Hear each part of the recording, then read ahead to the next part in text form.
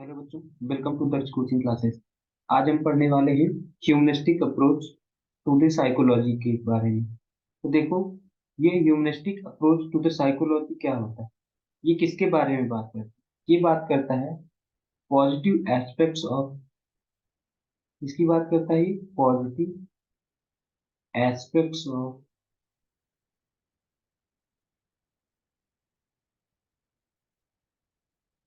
हाँ ह्यूमन के बारे में बात करता है। ठीक है, positive aspects of human life की बात करता है।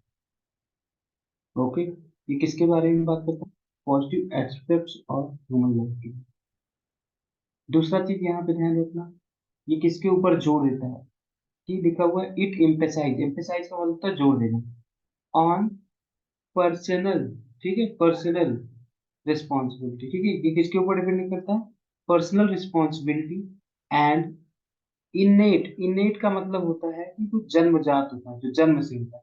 इनेट टेंडेंसी टूवर्ड्स पर्सनल गोल, यानी कि कुल मिलाकर के ये पर्सनल रिस्पॉन्सिबिलिटी के जो, और दूसरा इस बात पे देता है कि इंसान जो होता है वो हमेशा ग्रोथ में लगा रहता है। ठीक है, वो हमेशा क्या कहते हैं कि उसके अंदर एक इनेट टेंडेंसी होती है, वो हमेशा पर्सनल ग्रोथ में जाए, वो हमेशा सेल्फ एक्चुअलाइज होने की कोशिश करता रहता है। ऐसी बात हो रही है यहाँ पे कि इंसान जो होते हैं वो हमेशा क्या होते हैं कि वो सेल्फ एक्चुअलाइज होने की कोशिश करते रहते हैं।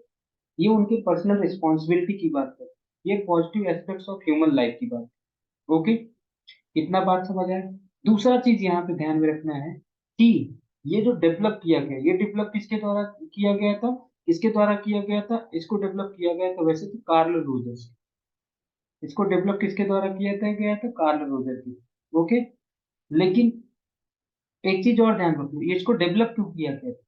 इसको डेवलप किया गया था कि in the response of, in response to Freud's theory. जो फ्रायड की थ्योरी किस चीज की थी? वो साइको एनालिसिस। फ्रायड की थ्योरी किसकी थी? साइको एनालिसिस की।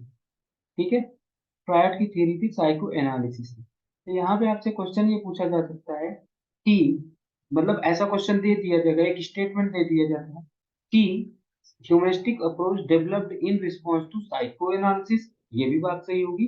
या ये भी लिखा हो सकता है कि humanistic approach developed in response to Freud's theory, चाहे वो फ्रायड्स थ्योरी दे दे चाहे वो साइको एनालिसिस दे दे, ये दोनों ही बात सही रहेगी। तो ध्यान रख लो कि इसको क्यों बनाया गया था, in response to Freud's theory. Okay, अच्छा, इसके दो कंट्रीब्यूटर के नाम हमें याद रखने हैं जो हमारे बुक में। इसके दो कंट्रीब्यूटर कौन है? यानी कि humanistic perspective on psycho, on personality, humanistic perspective on personality के दो कंट्रीब्यूटर थे। कौन कौन थे? एक तो खुद कार्ल रोजर खुद है, जिन्होंने क्या कहते हैं कि ह्यूमनिस्टिक अप्रोच को ही डेवलप किया है। और दूसरा कौन है? Abraham Maslow. अब्राहम मैस्लो ने भी काफी कंट्रीब्यूशन दिए थे ह्यूमनिस्टिक अप्रोच। ओके, अब हम एक एक दोनों के कंट्रीब्यूशन को बढ़िया से पढ़ेंगे। ओके, दोनों के कंट्रीब्यूशन को हम बढ़िया से पढ़ेंगे। तो सबसे पहले हम पढ़ेंगे कार्ल रोजर के बारे में। तो देखो, कार्ल रोजर ने, अब यहाँ से बहुत सारे एमसीक्यू या बहुत सारे क्वेश्चन बन सकते हैं। तो कार्ल रोजर ने क्या दिया था? कार्ल रोजर ने कॉन्सेप्ट दिया, किस चीज का कॉन्सेप्ट दिया, किस चीज का आइडिया? फुल्ली फंक्शनिंग पर्सन का कॉन्सेप्ट दिया, फुल्ली फंक्शनिंग पर्सन। मतलब इन्होंने कहा, इनका आइडिया ये था कि इंसान जो होते हैं वो हमेशा एक फुल्ली फंक्शनिंग पर्सन बनना चाहते हैं। जितने भी ह्यूमन बींग्स होते हैं वो हमेशा क्या बनने का ट्राई करते हैं? Fully functioning person. तो ध्यान में रखना कि फुल्ली फंक्शनिंग पर्सन का कॉन्सेप्ट किसके द्वारा दिया गया? कार्ल रोजर के द्वारा। हर एक इंसान का क्या कहते हैं कि इनके द्वारा, इनका कहना था, या ह्यूमनिस्टिक अप्रोच का कहना ये है कि भाई, ये हर इंसान जो है, हर इंसान जो है वो क्या बनना चाहते हैं? वो फुल्ली फंक्शनिंग पर्सन बनना चाहते हैं। ओके, दूसरा चीज यहाँ पे देखो लिखा हुआ है फुलफिलमेंट।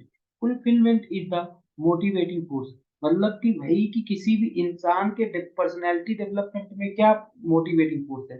मतलब कि आपको मतलब कि कह रहे हैं कि आपके पर्सनैलिटी डेवलपमेंट में क्या मोटिवेटिंग फोर्स है? आपको मोटिवेट क्या करता है? आपको अपने पर्सनैलिटी को डेवलप करने में क्या मोटिवेट करता है? तो इनको बताना, इन्होंने कहा कि हर इंसान को उनकी पर्सनैलिटी के डेवलपमेंट के लिए उनका फुलफिलमेंट जो है वो मोटिवेटिंग फोर्स।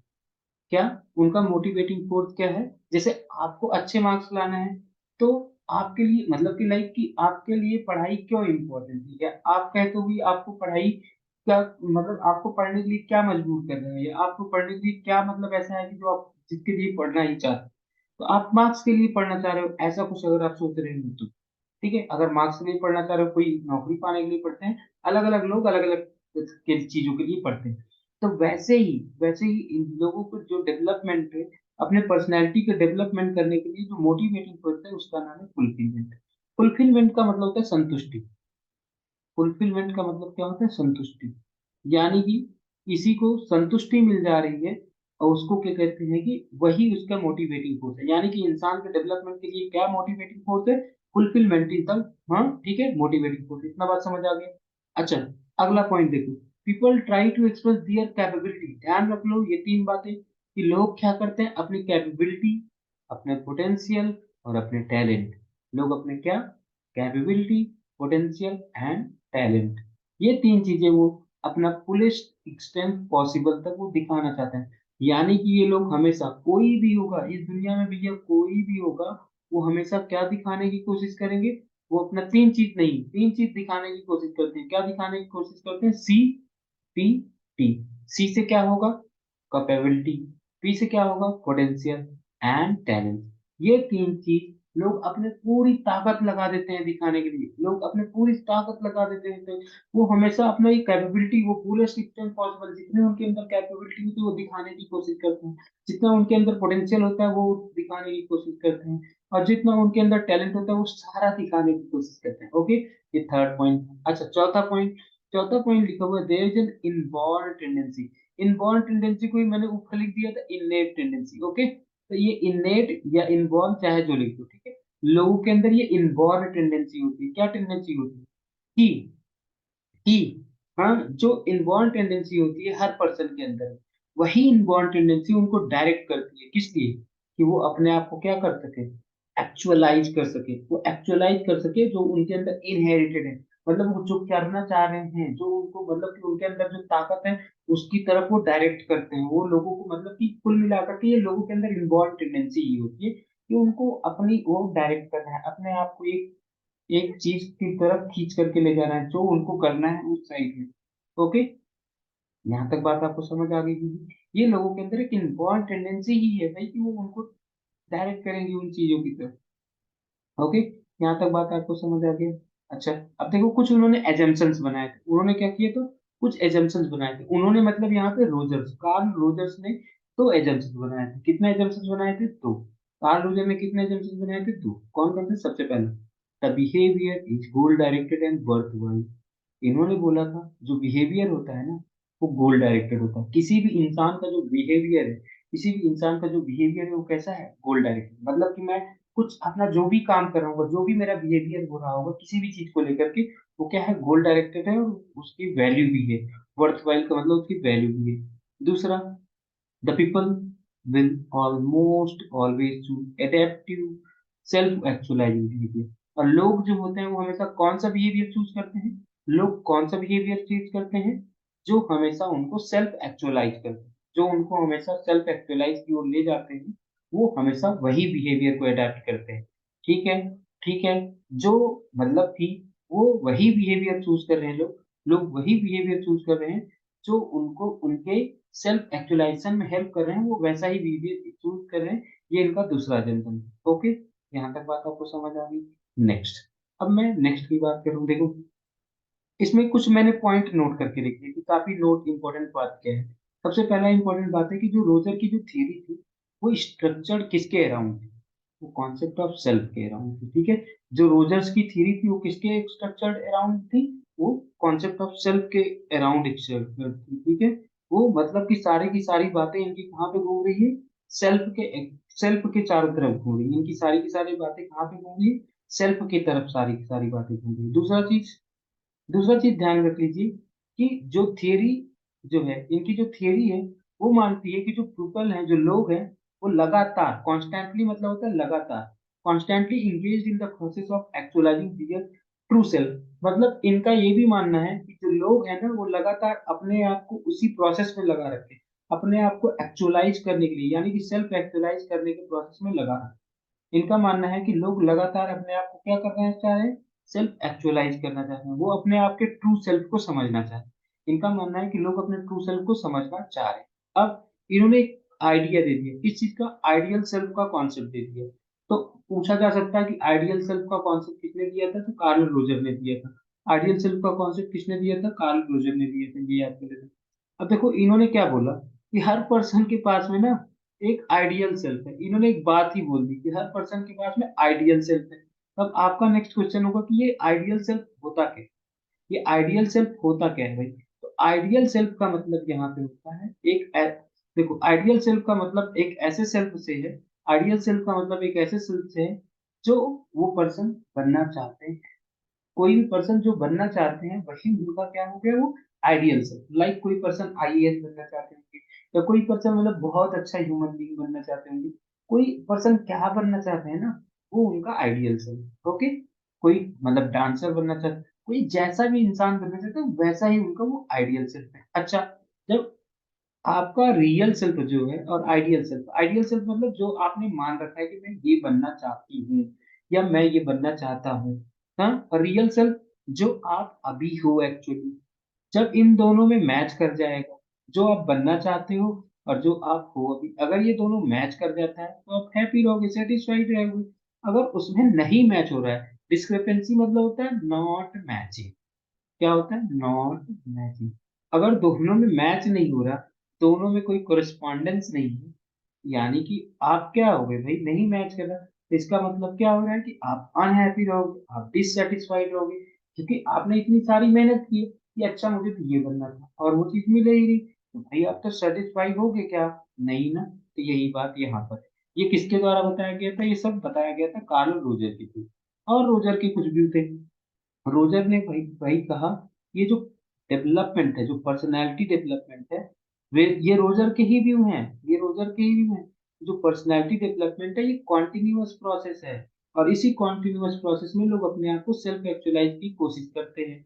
तो वही लिखा हुआ है, दूसरा पॉइंट भी वही लिखा हुआ है, इट इन्वॉल्व्स, यानी कि जो पर्सनैलिटी डेवलपमेंट है वो, personality development involves to evaluate. इसमें लोग क्या करते हैं, कह रहे हैं कि कार्ल रोजर कह रहे हैं कि भाई जो पर्सनैलिटी डेवलपमेंट है वो एक कॉन्टिन्यूअस प्रोसेस है, और इसमें लोग जो होते हैं वो लगातार अपने आप को क्या करते हैं, इवेलुएट करते हैं। इवेलुएट वन सेल्फ का मतलब है जो लोग खुद को इवेलुएट करते हैं, और साथ में वो उस प्रोसेस को मास्टरिंग करते हैं। मास्टरिंग का मतलब होता है कि वो उस प्रोसेस में मास्टर बनना चाहते हैं, किसमें, सेल्फ एक्चुअलाइजेशन में। वो लगातार अपने आप को सेल्फ एक्चुअलाइज कर रहे होते हैं, वो लगातार अपने आप को क्या करने की कोशिश कर रहे होते हैं, सेल्फ एक्चुअलाइजेशन। यानी कि जो पर्सनैलिटी, इनके अकॉर्डिंग पर्सनैलिटी डेवलपमेंट है, क्या है, कॉन्टिन्यूअस प्रोसेस है जिसमें लोग हमेशा अपने आप को सेल्फ एक्चुअलाइज करने की कोशिश करते रहते हैं। अगला चीज इन्होंने एक और इम्पोर्टेंट बात बोल दी कि भाई कि यहाँ पे जो सोशल इन्फ्लुएंस है ना उसका बड़ा रोल है। इन्होंने बोला कि सोशल इन्फ्लुएंस का बड़ा रोल है, यानी कि हमारे पर्सनैलिटी डेवलपमेंट में, हमारे डेवलपमेंट ऑफ सेल्फ कॉन्सेप्ट में, पर्सनैलिटी का मतलब सॉरी सेल्फ सोशल इन्फ्लुएंस, यानी कि अगर हमारा जो सेल्फ कॉन्सेप्ट है या जो हमारा जो पर्सनैलिटी डेवलपमेंट है, इसमें सोशल सेल्फ कॉन्सेप्ट का बहुत ही बड़ा रोल है। क्या काम है, तो देखो इसमें एक चीज इन्होंने बताया कि अगर सोशल कंडीशन पॉजिटिव होगा तब तो आपका सेल्फ कॉन्सेप्ट इस तरह से समाज का रोल है। कैसे, मतलब कल को क्वेश्चन पूछा जा सकता है कि what is the role, what is the role of society in development of your self concept according to Rogers या अकॉर्डिंग टू ह्यूमनिस्टिक अप्रोच। तो भाई इन्होंने बोला, रोजर्स ने बोला अगर सोशल कंडीशन पॉजिटिव है तब तो आपका सेल्फ कॉन्सेप्ट और सेल्फ स्टीम हाई है। अगर अगर सोशल कंडीशन पॉजिटिव है तो आपका सेल्फ कॉन्सेप्ट और सेल्फ स्टीम हाई होगा। और अगर आपका सेल्फ सोशल कंडीशन नेगेटिव है, अगर आपका सोशल कंडीशन नेगेटिव है तब आपका सेल्फ कॉन्सेप्ट और सेल्फ स्टीम क्या होगा, लो होगा। क्या, अगर आपका सेल्फ सोशल कंडीशन पॉजिटिव है, तो इन्होंने ये सारी कहानी बता दी, यानी कि इन्होंने ये कॉन्सेप्ट भी दे दिया। ठीक है, अगला देखो इन्होंने एक और पॉइंट बोला कि इन्होंने एक बहुत इंपॉर्टेंट, यहाँ से मुझे लगता है असर्सर रीजन का क्वेश्चन आ सकता है, यहाँ से असर्सर रीजन का क्वेश्चन आ सकता है। यहाँ पे बोला इन्होंने कि जो लोग हैं, people with high self concept and self esteem are generally flexible होते हैं। वो लोग, वो क्या होता है, फ्लेक्सिबल होते हैं और ओपन होते हैं हमेशा न्यू एक्सपीरियंसेस, मतलब कि वो न्यू एक्सपीरियंसेस के लिए तैयार रहते हैं। जो जिनका हाई सेल्फ कॉन्सेप्ट है, जिनका हाई सेल्फ स्टीम है, वो फ्लेक्सिबल हैं, वो जनरली फ्लेक्सिबल होते हैं, ओपन होते हैं कि नया एक्सपीरियंसेस करने के लिए। क्यों, क्योंकि वही उनको ग्रो करने में और सेल्फ एक्चुअलाइज करने में हेल्प। ताकि वो लोग क्या हो सके, ग्रो कर सके और सेल्फ एक्चुअलाइज कर सके। इस वजह से लोग क्या होते हैं कि सेल्फ कॉन्सेप्ट और सेल्फ स्टीम के लिए ओपन होते हैं, sorry, self high self concept और हाई सेल्फ स्टीम वाले नए नए एक्सपीरियंस के लिए ओपन है। ओके। अच्छा, इन्होंने एक बात बोली थी, ये बहुत ही इंपॉर्टेंट बात है। इन्होंने बोला कि यहाँ पे ये ध्यान रख लो, ये वर्ड ही याद कर लो, ये पूरा का पूरा ये वर्ड नहीं है, सॉरी, ये फ्रेज ही याद कर लो, ये फ्रेज याद कर लो, क्या, अनकंडीशनल पॉजिटिव रिकॉर्ड। यानी कि इन्होंने एक ऐसे एटमॉस्फेयर की बात की जहां पे आपके पास में क्या हो, अनकंडीशनल पॉजिटिव रिगार्ड। मतलब कुल मिला के सारी की सारी सिचुएशन आपके अकॉर्डिंग आपको ऐसी पॉजिटिव सिचुएशन दी जाए जिसमें आप अपने आप को डेवलप कर सको, जिसमें आप अपने आप को सेल्फ एक्चुअलाइज कर सको, जिसमें आप अपने पर्सनैलिटी को पहचान सको कि एक्चुअल में मैं कौन हूँ और मैं क्या करना चाहती हूँ। ओके। तो यहाँ पे बताया गया कि एक ऐसा एटमॉस्फेयर होना चाहिए जहाँ पे क्या है, unconditional positive regard, unconditional positive regard होना चाहिए। यानी कि कह रहे हैं कि atmosphere of unconditional positive regard must be created in order to ensure enhancement of people self concept. कह रहे हैं कि अगर लोगों के सेल्फ कॉन्सेप्ट को बढ़ाना है तो फिर लोगों को क्या देना पड़ेगा, अनकंडीशनल पॉजिटिव रिगार्ड तो देना ही देना पड़ेगा। Please learn this. ये कल को पेपर में पूछा ही जा सकता है कि ह्यूमनिस्टिक अप्रोच में क्या है, तो उसमें से एक ऑप्शन होगा अनकंडीशनल पॉजिटिव रिगार्ड, यही ऑप्शन सही होगा। दूसरा चीज ध्यान रखो, कार्ल रोजर ने एक और इसी चीज के लिए कि आपको अनकंडीशनल पॉजिटिव रिगार्ड मिल सके, इसके लिए उन्होंने क्या किया, client centre therapy, client centre therapy का कॉन्सेप्ट दिया। तो पेपर में पूछा जाता है क्लाइंट सेंटर, या कभी कभी यहाँ पे क्लाइंट के बजाय पीपल भी लिखा होता है, पीपल सेंटर्ड थेरेपी या client centred therapy was given by whom. तो बता देना कार्ल रोजर ने दिया, बता देना कार्ल रोजर ने दिया है क्लाइंट सेंटर थेरेपी या पीपल सेंटर थेरेपी। ये किस लिए दिया गया, ताकि ताकि यहाँ पे क्या किया जाए, unconditional positive regard condition develop किया जा सके, unconditional positive regard condition develop किया जा सके। ओके, इतना था कार्ल रोजर के द्वारा। अब मैस्लो ने भी बताया भाई सेल्फ एक्चुअलाइजेशन क्या है। मैस्लो के अकॉर्डिंग सेल्फ एक्चुअलाइजेशन क्या होता है, मैस्लो के अकॉर्डिंग सेल्फ एक्चुअलाइजेशन का मतलब होता है एक ऐसा स्टेट, यानी कि वो अवस्था जिसमें जो लोग होते हैं वो क्या हो सके, अपने फुलेस्ट पोटेंशियल को पहचान सके, अपने फुलेस्ट पोटेंशियल को। ठीक है। तो बोले कि एक ऐसा स्टेप जिसमें जो लोग हैं वो अपने इस पे फुलेस्ट पोटेंशियल पे पहुंच जा रहे हैं, that is known as self actualisation according to Maslow, according to Maslow.